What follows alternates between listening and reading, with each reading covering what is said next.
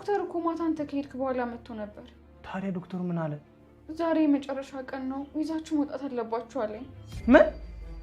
ወይኔ ታዲያ ምንድነው የምናደርገው? ሂድዬን ፋያው ሳይታከሙ ከዚህ ሆስፒታል ንቅንቅ አይሉ። ምን ማድረግ እንችላለን ታምቹ? ያቻልነው እናደርጋለን። ገንዘብም ቢሆን ከየትም ብለን እናመጣለን። ሰርቀንም ቢሆን እናመጣለን። አንተ ምን ስርቆት ነው የምታወራው? አሸፋፍን እባክህ። እንሰርቃለን በቃ። ምንድነው ብታካብዱ? ቆይ ዶክተር፣ አባዬ እንደዛው ነው እያየኸው እንዴት ነው ይዘሽው ውጪ የምትለኝ? እንዴ ምን ማለት ነው? ምን ማድረግ ነበረብኝ እንዴ? ቢያንስ እኮ ልትረዳኝ ይገባ ነበር። ሰው አይደለህ? ሀና የገባሽ አልመሰለኝም። ይሄ ውሳኔ እኮ የኔ ውሳኔ አይደለም። የማን ውሳኔ እንደሆነ ባላውቅም ግን የሆነ ልክ ያልሆነ ነገር እንዳለ ተረድቻለሁ። ምን አይነት ልክ ያልሆነ ነገር ነው ደግሞ ያለው? እሱን እኔ አላውቅም፣ ግን ብቻ የአባዬ ምርመራ ላይም የዲኤንኤ ውጤቱ ላይ የሚሆን የተደረገ ሴራ አለ። ሀና እየወነጀልሽኝ እንደሆነ ታውቆሻል። እየወነጀልኩ ሳይሆን ማወቄ እንድታውቅ እየነገርኩ ነው። ዌል ምንም አይነት እውቀት ያለ መረጃ ጥቅም የለውም። ይህንን ላንቺ አልነግርሽም፣ ታውቂያለሽ መቼስ። ዶክተር ከመረጃ በላይ ህሊና የሚባል ነገር አለ። እኔ ላይ የሆነ ያለውን ነገር እያወቅ ከሆነ ዝም ያልከው ነገ እንቅልፍ ታጣበታለህ። ይሄ የግል ሆስፒታል ነው፣ ለትርፍ ነው የተቋቋመው። ወይዘሮ ሜላት የጨከነችብሽን ሆስፒታሉ ያዝንልኛል ብለሽ የምታስቢ ከሆነ ተሳስተሻል። እኔ ማንንም እርዳታ የምፈልግ ልጅ አይደለሁም። ወይዘሮ ሜላትንም ማመኛቸው እንጂ እርዳታቸውን ፈልጌ አይደለም። አሁን ይሄ ልሽኔና አንቺ ጭቅጭቅ ለአባትሽ ምንም የሚጠቅማቸው ነገር የለም። ትሰማኛለህ ዶክተር? ለመጨረሻ ጊዜ ነው እየነገርኩ ያለሁት። ምንም እኮ እኔን ማናገር አይጠበቅብሽም። ጥሩ፣ ከእንግዲህ ከእግዚአብሔርና ከሰው ማን እንደሚበልጥ እናያለን። ምን እያልሽ ነው ዶክተር? እውነቴን መድኃኒዓለም በመንበሩ ካለ አባዬ ይድናል፣ ካልሆነ ግን ይሙት። ያኔ ከእግዚአብሔርና ከሰው ማን እንደሚበልጥ እናያለን።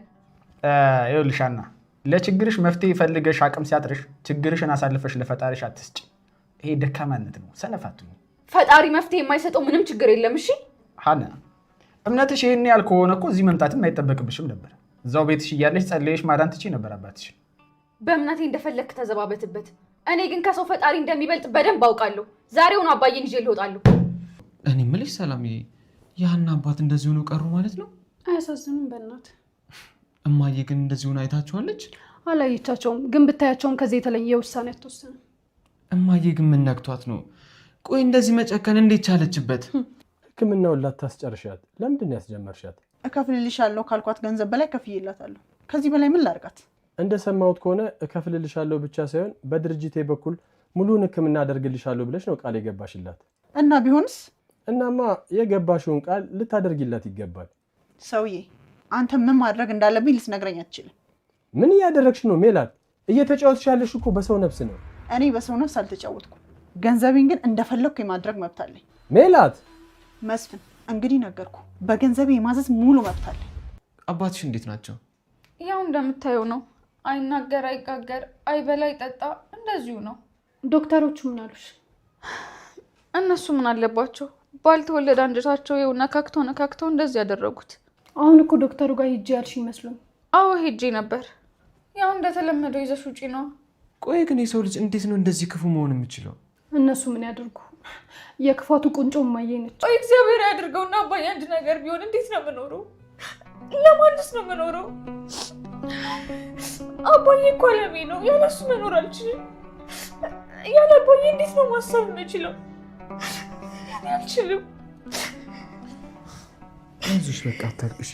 ሁሉንም ነገር እግዚአብሔር ያውቃል። ተረጋጊ፣ አታልቅሽ። ለቀኛውን ወዴት እንደምትሄድ ካልነገርከኝ አልለቅህም። ጆሮ ብትለቀኝ ነው የሚሻል። አልለቅህም አልኩህ እኮ። የትስ ብሄር ምን አገባ? ተምቹ ለቀኝ እባክህ። ትሰማኛለህ ጆሮ? እኔ ንስሐ የማይመልሰው ትልቅ ኃጢአት ሰርቻለሁ። እሱን ለማስተካከል እየሞከርኩ። ስለምን ኃጢአት ነው የምታወራው? አንተ መቼም አይገባም። በኪልዬ እንዳትከተለኝ በቃ። ማለት እስከ ዛሬ ድረስ ነገሩን ሁሉ እያወኩኝ ዝም ያልኩት የገንዘብ ችግር ኖሮብኝ ወይም ስስታም ሁኝ አይደለም። እንደ አባዬ ቆይ ዛሬ ምን ሆነሃል? ነገር ማሽከርከር ከየት ተማርክ? አንቺ ደግሞ ነገሩ በቀጥታ ካልተነገርሽ በቃ የምትፈነጂ ነው አይደል የሚመስልሽ? እሺ አሁን ለማንኛውም ነገሩን በቀጥታ ንገረኝ። ይኸውልሽ ከእናትሽ ጋር ያለን ግንኙነት እየዋለ እያደረ እየሻከረ ስለሆነ የበለጠ እንዳላሻከረው ብዬ ነው እንጂ ጠቅላላ የሕክምናን ወጪ መሸፈን አቅቶኝ አይደለም። እና ከዚህ በኋላ ሚላት ለልጆቿ ግፍ እንድታስቀምጥ ስለማልፈልግ የሀናን አባት ሙሉ የሕክምና ወጪያቸውን ሸፍኛለሁ። እንዴ እኔ እኮ አላምንህም አባዬ። ቤተሰቡን ላለመበተን ስል እስከ ዛሬ ድረስ ሁሉም ነገር እያወኩኝ ችዬ ዝም ብያለሁ። አሁን ግን የሀና አባት ሲሞቱ ቆሜ ከማይ የሜላትን ዱላ ብችለው ነው የሚሻለኝ። አቶ መስፍን ስለምን መብትና ግዴታ ነው የምታወራው? ዶክተር፣ አንድ ሆስፒታል ተብሎ ሲቋቋም ከገንዘብ ይልቅ በሰዎች ህይወት ላይ ቅድሚያ እንደሚሰጥ ጠንቅቄ ያውቃለሁ። እናንተ ግን በሃና አባት ላይ ያደረጋችሁት ነገር ከዚህ በተቃራኒው ነው። አቶ መስፍን ይኸውልህ ዶክተር፣ እኔ የመጣሁት ችግር ለመፍጠር አይደለም። የመጣሁት የሃና አባትን ሙሉ የህክምና ወጪያቸውን ጨርሼ ህክምናቸውን እንዲፈጸምላቸው ለማስደረግ ነው። ይህ ሆስፒታል ምንም እንኳን የግል ሆስፒታል ቢሆንም ለታካሚዎቹ ቅድሚያ አይሰጥም ማለት አይደለም። ስለዚህ አንተ ወጪውን የምትሸፍን ከሆነ አሁኑኑ ለሃና አባት ህክምናውን መጀመር እንችላለን። ጥሩ። እባክህ ዶክተር፣ አሁን ከምን መጀመር እንዳለብኝ አስረዳኝ። አሁን ምን አይነት ዜና ይዘሽ እንደመጣሽ ትናገሪያለሽ ወይስ አትናገሪም? ትንሽ ላጓጓችሁ ብዬ እኮ ነው። አባዬ የመጣው የሃናን አባት ወጪ ሸፍኖ ለማሳከም ነው። ምን? የምርሽ ነው? አዎ፣ ዶክተሩ ጋር አድርሼው ነው የመጣሁት። እውነቴን ነው። እኔ አላምንም። ሰላም እየቀለድሽብን አይደለም አይደል? የምሬን ነው ሀንዬ፣ ዶክተሩን እያወራው ነው። ወይኔ አባዬ፣ ምን አይነት ሰው ነው ግን? አምላኬ ሆይ እንደማትረሳኝ ካውቅ ነበር። ከማንም በላይ ትወደኛለህ። ስለምትወደኝ ፈተናዬን ታበዛውና የመጨረሻዋ ፍሬን ጣፋጭ ታደርግልኛለህ። ዛሬ ከየት ተገኘ? ወይዘሮ ሜላት የሆነ ነገር ልነግርሽ ነው የደወልኩት። ምን ነው ዶክተር? የሃና አባት አረፉ እንዴ? ኧረ እንደውም በተቃራኒው ነው። ይገርምሻል። በተቃራኒው ነው ማለት? ህክምናው ሊደረግላቸው ነው። አይገርምሽም? እንዴት? ክፍያውን የሚሸፍንላቸው ሰው ተገኝቷል። አልገባኝም ዶክተር። እስከ ዛሬ ያልነበረ ሰው ዛሬ ከየት መጣ? ወል ክፍያውን የሚሸፍነው የአንቺ ባለቤት አቶ መስፍን ነው። ምን? እንዴት? እንግዲህ እንዴት እንደሆነ ባላቅም አሁን ቢሮ መጥቶ እኮ አናግሮኝ ነው የወጣው። የሚገርምሽ ይሄን በፍጹም አያደርገው። ወይዘሮ ሜላት፣ እኔ እንግዲህ የሃና አባት ያሉበትን ሁኔታ በየጊዜው አሳውቀኝ ስላልሽ ነው የደወልኩልሽ። ህክምናውን እንድታደርግለት አልፈልግም። ወይዘሮ ሜላት፣ እኔ እኮ ታዛዥሽ አይደለም። ትንሽ የበዛ አልመሰለሽም? ምን ልተባበርሽ ብዬ ነው የደወልኩልሽ። በዛ ትንሽ ከገደብ ሲያልፍም ደስ አይልም እኮ። ይኸውልህ ዶክተር፣ የምትፈልገው ያህል ገንዘብ እሰጥሃለሁ። ህክምናውን ግን በፍጹም እንዳታደርግ። እናንተ ሀብታሞች በቃ እንደው ሁሉን ነገር በገንዘብ መግዛት የሚቻል ነው አይደለም የሚመስላችሁ? ወይዘሮ ሜላት፣ ባለቤትሽ በጣም ንቁ ሰው ነው። መብትና ግዴታውን ጠንቅቆ የሚያውቅ ሰው ነው። ከዚህ በላይ ከሄድኩኝ ለደህንነቴም ያሰጋኛል፣ ስራዬንም እንዳላጣ እፈራለሁ። ሂድ፣ ቻው፣ በቃ። ምን ይላል ይሄ? ጭራሽ ደግሞ ሊያሞግሰው ይፈልጋል። ወይ ዘንድሮ። ሄሎ ሄሎ፣ ወይዘሮ ሜላት ምን ሆናለች? አሁን ብታሰር የምትደርስልኝ አትመስልም? ሰው ሆን እንዴት እንደሚያስቡ ምንም አይገባም።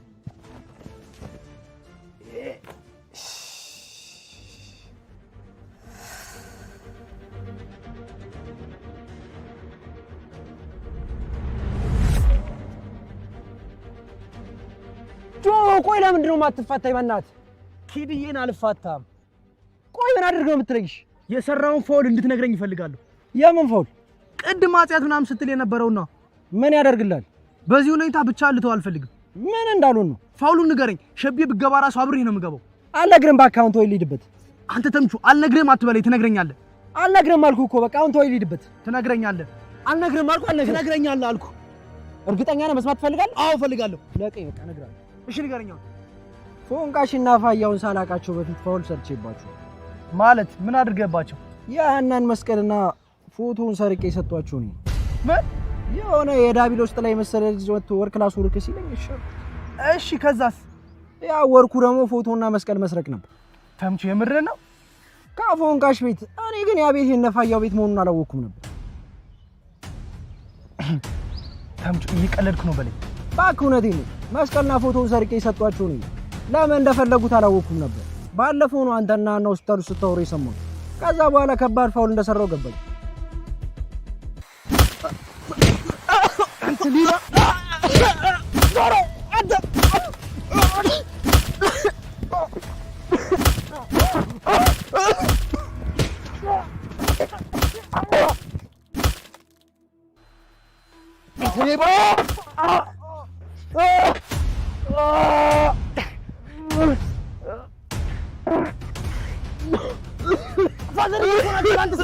ፋዘር ናቸው? እንዴት ከፋዘር እንዴት ታደርጋለህ? እንዴት እንደዚህ አንተ ውሻ አንተ ሌባ እንዴት ከፋዘር እንዴት ታደርጋለህ? እንደዛ ታሞ እያየህ ቢያንስ ሀኒቾ ቢያንስ አታሳዝኑ። ፋዘር እያሳዝኑ በአንተ ስንት ነገር ነው ያደረጉት። ፋዘርዬን እንዴት ታደርጋለህ?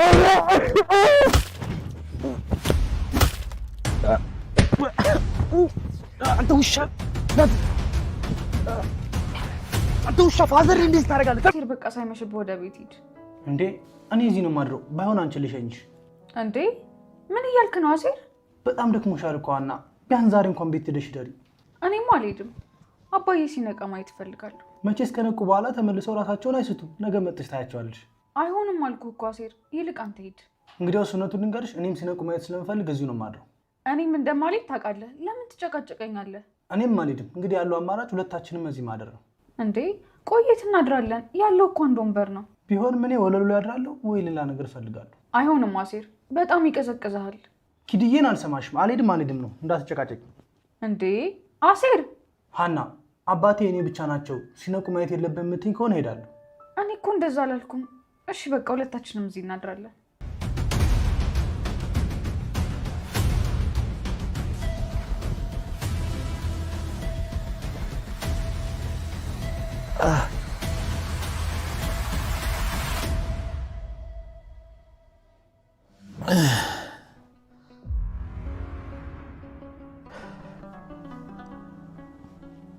ሀና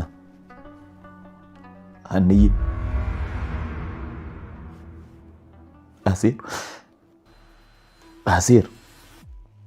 አሴር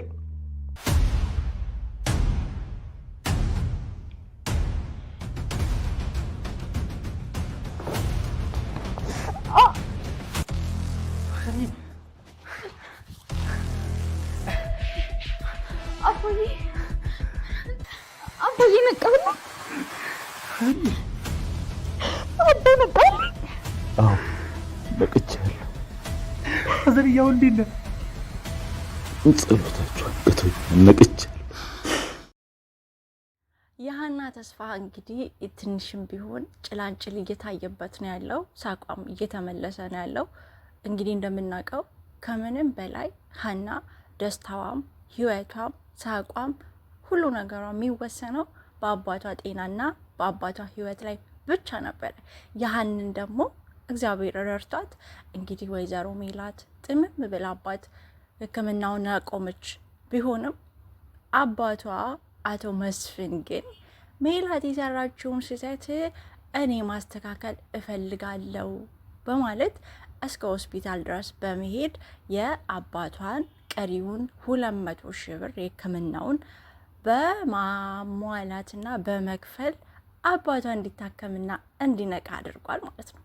ይህ ደግሞ ለሀና እጅግ በጣም ትልቅ ደስታ ነው። እጅግ በጣም ከምንም በላይ ማለት ነው።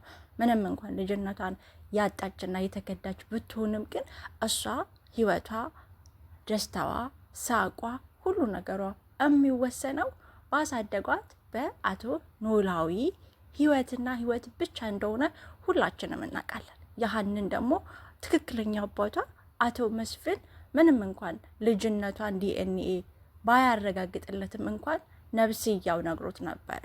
በጭራሽ እኮ ሀና ልጄ ልትሆን ነው የሚገባው፣ እርግብ እኮ በጭራሽ ልጄ አትመስለኝም ብሎ እሱም ልክ አንድ አያቷ ነበረ ሲሟገት የነበረው።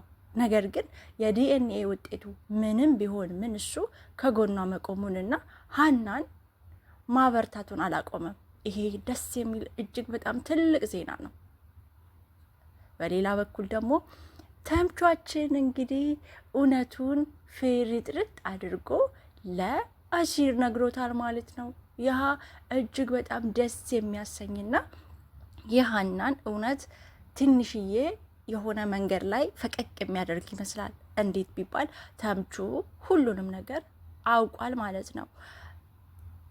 ተምቹ የሰረቀው መስቀልና ፎቶ የሀና እንደሆነና ሀና ልጅነቷን እንደተሰረቀች አሲር ጆሮና ሀና ሆስፒታል ሲያወሩ በመስማቱ እጅግ በጣም ተጸጽቶ እኔ ስህተቴን ማረም እፈልጋለሁ፣ በዛም የተነሳ ፋያውን እንዴትም ብለን አሳክመን መዳን አለበት፣ ፋያው በፍጹም መሞት የለበትም ብሎ እንግዲህ ፎቶውንና መስቀሉን የሰጣቸው ሰዎችን 200,000 ብር ካልሰጣችሁን እውነቱን አጋልጣችኋለሁ በማለት በማስፈራራት ብሩን እየጠየቀ በነበረበት ሰዓት ነበረ ጆሮ ምንድነው እየሆንክ ያለኸው? ምንድነው የተፈጠረው? ብሎ ተምቹን ፍጥጥ አድርጎ ሲጠይቀው ማለት ነው። ሳይፈልግ በግዱ ተምቹ እኔ ትልቅ ስህተት ሰርቻለሁ፣ ሀናንና ፋያውን ከማወቂ በፊት ከነሱ ቤት መስቀልና ፎቶ ሰርቄ ለሰው ሰጥቻለሁ በማለት እውነቱን ለአሲር የተናገረው።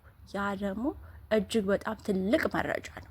ይሄ መረጃ አሲር ሰማ ማለት ያለምንም ጥርጥር ሰላም ጋር ይደርሳል ማለት ነው። ምክንያቱም አሲር ከማንም በላይ ሀና ደስተኛ እንድትሆንና እንድትስቅላት የሚፈልገው ማን ነው ቢባል አሲር ነው። ምክንያቱም ያፈቅራታል። ሰው ለሚያፈቅረው ሰው የማይሆነው ነገር የለም። ለዛም ነው ከጎኗ በክፉ ቀኗ ሳይለይ አባቷን እንደ አባቱ አድርጎ ደስታቸውን እንደ ደስታው ሀዘናቸውን ደግሞ ሀዘኑ አድርጎ እስካሁን የቆየው ማለት ነው።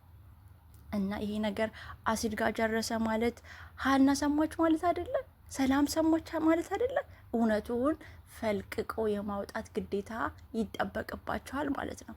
እጅግ በጣም ደስ ይላል። እንግዲህ በሌላ በኩል ደግሞ ወይዘሮ ሜላት እንግዲህ የንዴት ዘመኑ የእሷ ሊሆን ነው። ሀናን እንዳበሻቀጠች፣ እንዳናደደች፣ እንዳስለቀሰች የሆነ እድል ጥምም ብሎ እሷ በተራዋ እየበገነች ነው ያለችው ማለት ነው። እንዴት ነው ብትሉኝ አቶ መስፍን እንግዲህ የሀና እውነተኛ አባት ሄዶ አቶ ኖላዊን ሕክምናውን ሸፍኖ እንዲታከም ሊያደርግ እንደሆነ ዶክተሩ ደውሎ ለወይዘሮ ሜላት ሹክ አለ። ከዛማ አቶ ሜላት በጣም እርር ድብን ብላ ዶክተሩን በፍጹም ይሄ ሕክምና መደረግ የለበትም፣ የሀና አባት በፍጹም ሊታከሙ አይገባም ብላ ትለዋለች ማለት ነው። ዶክተሩ እንዲህ ነው ያለው ፈገግ ብሎ አይ እናንተ ሀብታሞች እንዳው በቃ በገንዘብ ሁሉንም ነገር የምትገዙ ይመስላችኋል አይደል ብሎ ንዴቷን ብግን አላደረጋት መሰላችሁ። ከዛማ በቃ በጣም ተናዳ ምን ይላል ይሄ በቃ ባክህን አፍህን ዝጋ ብላ ጆሮ ላይ ስልኩን ጥርቅም ንድድ ቅጥል። ከዛ መስፍን ሲመጣ ምንድን ያደረግከው ያለችው። ምንድን ያደረግከው? እኔ እኮ ሕክምናውን መሸፈን አቅቶኝ አይደለም ያቆምኩት፣ አንተ ምን ቤት ነው ሄደ ሕክምናውን የምትከፍለው ብላ ስትለው አቅቶሽ እንዳይደለማ እኔ አውቃለሁ፣ ነገር ግን እኛ የምንሰራው ግፍ ለልጆቻችን እንዲተርፍ ስለማልፈልግ የሕክምና ወጪውን ሸፍኜ አሳክሚያቸዋለሁ ብሎ አቶ መስፍን እንግዲህ ነግሮ በጣም ተናዳለች ሜላት። በቃ ኤሌክትሪክ መያዝ ነው የቀራት ነው ብላችሁ ልጆቿ በጣም በአባታቸው ኮርተዋል። ሀና ሳቋ ተመልሷል። እውነቱ ሊወጣ ነው። ጥቂት ጊዜ ነው የሚጠበቅብን። እንግዲህ ኖላዊዎቹ ነገሮችን እያስተካከሉ ነው ያሉት እና አይሆፕ ሀና ልጅነቷን አግኝታ ወይዘሮ ሜላት የሀና እግር ስድፍት ብላ ልጅ ቅርበኝ ብላ ልጅነቷን ስታረጋግጥ የምናይበት ቀን ሩቅ አይሆንም ብዬ ተስፋ አደርጋለሁ። አብራችሁ ስለሆናችሁ ክብረት ይስጥልኝ ባይ። የሀና ተስፋ እንግዲህ ትንሽም ቢሆን ጭላንጭል እየታየበት ነው ያለው። ሳቋም እየተመለሰ ነው ያለው። እንግዲህ እንደምናውቀው ከምንም በላይ ሀና ደስታዋም፣ ህይወቷም፣ ሳቋም ሁሉ ነገሯ የሚወሰነው በአባቷ ጤናና በአባቷ ህይወት ላይ ብቻ ነበረ። ያህንን ደግሞ እግዚአብሔር ረድቷት እንግዲህ ወይዘሮ ሜላት ጥምም ብላ አባት ሕክምናውን አቆመች።